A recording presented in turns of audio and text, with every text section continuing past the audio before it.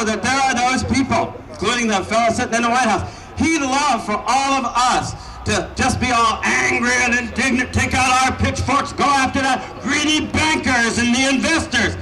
And I'll tell you, if you were to ask me, Alan, do you think those greedy bankers and investors are to blame for our problem? Wait.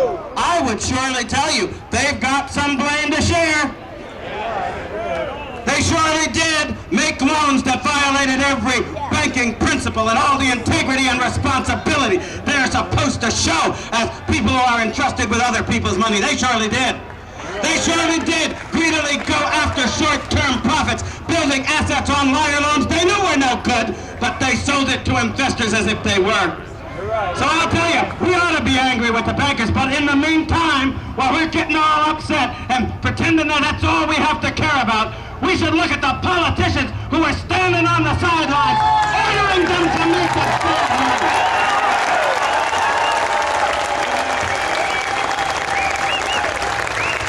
We should look at those who told the regulators to stop doing their basic job and making sure that this kind of fraud wasn't perpetrated against investors and against the people. We should look at them. Yeah. And you know what you're going to find?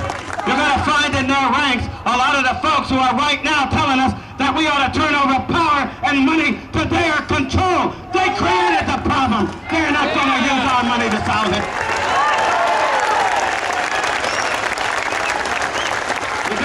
People are selfish.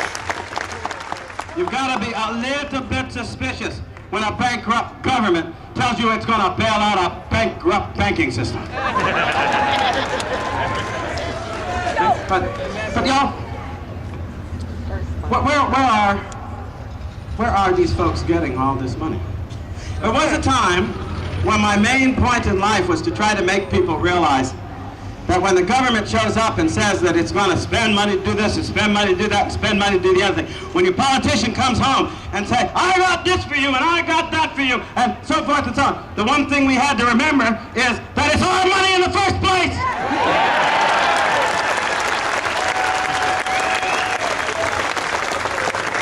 Not anymore.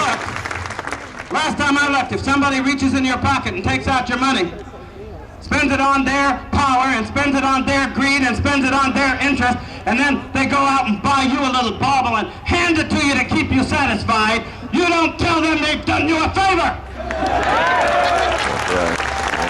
And yet our politics has been built upon that kind of lie for all these many years. And yes, there were some folks, and I must count myself among their ranks for a time. There were folks who came to you and they said, we want constitutional government. We want limited government. We want respect for the moral principles that this nation was founded on. We want respect for the free enterprise economy. We want to see and make sure that we do not give up our liberty and give up our freedom. Boy, it sounded good.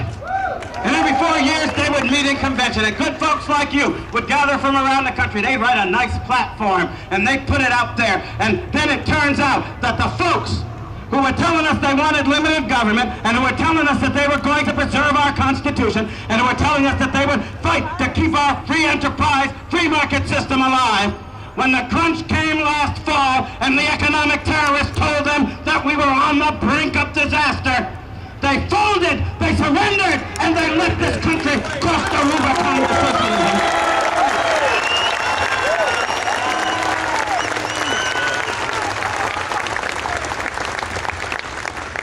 So I have to agree with you at one level. See, I think we're at one of those moments. And it's one of those moments that occurs periodically in American life. Has in the past, when the time came after the first so-called parties were formed, and there was this Whig party, and they went and started acting against the things they were supposed to be, wouldn't take seriously the great moral challenges facing the country, and there came a moment when it was time to change the water. And the people says, you gotta go, we're gonna build a new vehicle. And they built a vehicle that was named after the Republic. They called it the Republican Party. And it was a vehicle that was standing juxtaposed for many years with a vehicle that is named after the people. Sometimes we don't realize it. The word Democrat means, from Greek, the power or strength of the people. Okay? I always pause when I talk about that, because think about this. We have a Democratic Party that believes everything should be done by the government, not the people. And we now have a Republican Party that is no longer willing to stand up for the Constitution and stand up for the liberty that it provides. So that means that we have a choice of labels. We got a choice of labels. We have the Democrat Party doesn't believe in being standing up for the people and letting the people have their responsible role, and a Republican Party that won't stand up for the Republic. Now, we are the people, and we love the Republic. Don't you think it's time we got together to do something about what's going on?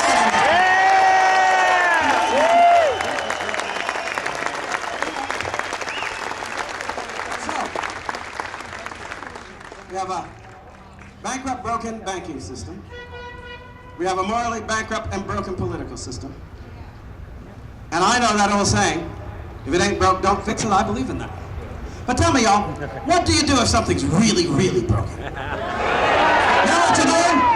You throw it away and you get a new one. You throw it away and you build a new one. But this is the real problem.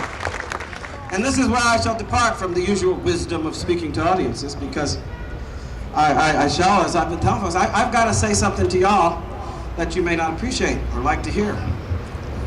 While you're apportioning blame for where we stand in this country, while you're telling the bankers all about their greed and the politicians all about their ungodly ambition which sacrifice the common good of our country, Portion it to yourself. while you're pointing the finger at Wall Street and at Washington, D.C., I recommend that you go home and look in the mirror. That's right. I recommend that you remember that a government of, by, and for the people depends on you. Where have you been? What have you done? What have you been doing? There are some people in this crowd that can answer that question, and there are other people in this crowd that need to start answering that question. And we need to start answering it in every city, in every town, in every village in America. Because a government of, by, and for the people cannot survive without them. There's nothing exciting about a speaker that shows up when the people don't. But there's everything possible when the people show up, even if nobody else does. And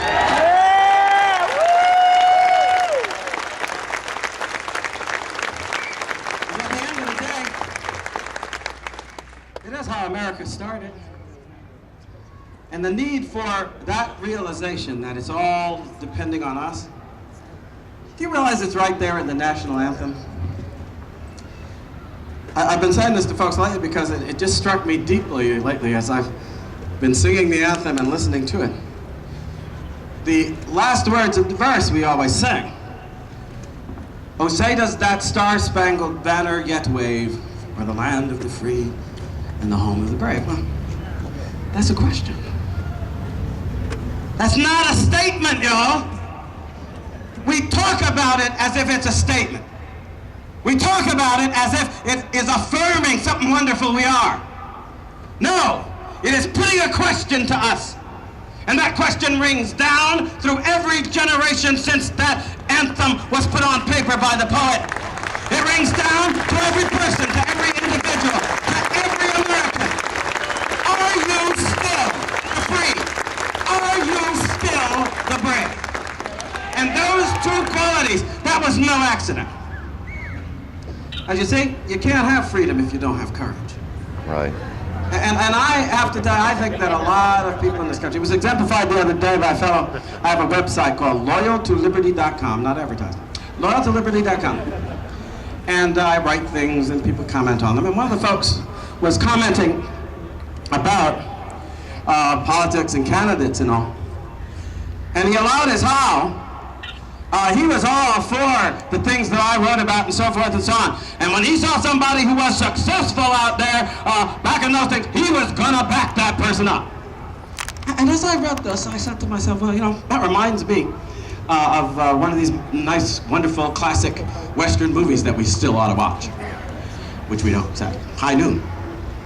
And the point when Marshall is going around town trying to find if anybody's going to stand with him to fight the bad guy. Do you remember that? Some of you surely do.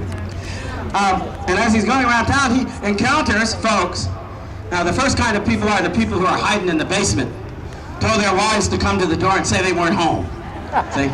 That's the first kind of folks. The second kind of folks were the folks who came to the door and said, and looked at him and said, well, that's what we hired you for, Marshal, slam the door. See? And then there were the third kind of people sort of like this fellow. Well, you know, you get some more people to back you up and I'll be with you. You can count on that. And they closed the door. And don't you understand what that means, y'all? It means that from being individuals who are willing to think through what we believe to be right and stand for it, come with me.